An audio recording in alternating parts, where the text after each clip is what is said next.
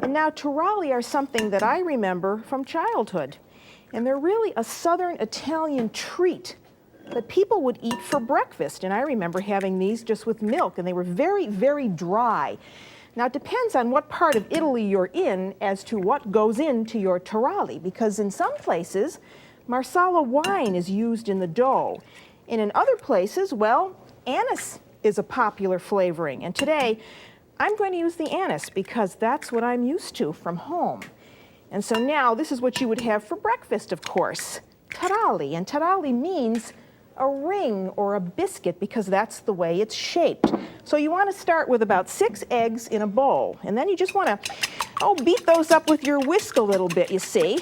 And this sure does remind me of the color of bees, doesn't it? Yellow. I spent all that time with Roberto. I was really getting a little worried about those bees stinging me. But I had great faith in him. So get those eggs mixed up. And then the next thing you want to put in there is that honey. And here it is. And this is Roberto's honey, and I want about 1/2 cup of that.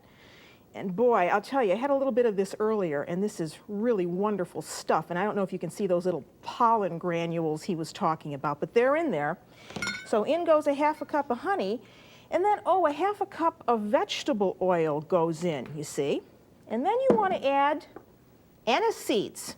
And now you want to put in as much as you like. I like this, so I'm putting in about 2 tablespoons of these, you see.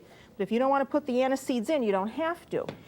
And then, of course, that isn't enough anise. You need anise extract. And I want about, 2 hefty tablespoons of that. And believe me, when you make these, the entire house smells like anise for days. So now you want to get that well mixed up, you see. And then the only thing you have to add to this now is your flour. Well, let me take a look at my pot here because I have a few interesting things cooking in there for you. So it looks pretty good. I have to turn the heat up just a little bit higher than it is. Okay, so now back to this. So there's my wet mixture. So now I want to add my flour. And here you need, about 6 cups of flour. And this is unbleached flour. So I don't want to put this all in at one time because I don't know how much the eggs are going to take. Now I can take this out, you see. And now make sure that you've got a ball of dough here that you're going to be able to move, because there's nothing worse than working with dough that is just hard to move. All right, so you see that? So now let me see. Oh, yes. Now I really have to play with this, what's in my pot here. So now, just going to have to stop a minute. You see, here's my taralli, and you have to boil them first. So they go into boiling water, and that's what they look like. And you want to take them out. And this is going to take about 5 minutes for them to come to the top when they're in the boiling water. You want to take them out, and you want to let them drain on a towel, like I'm doing here, you see?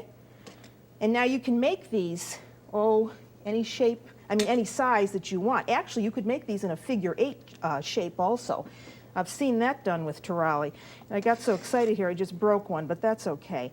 But there's some tiny little taralli. So keep going like that. And let me get the rest of those out. There's another little one. There.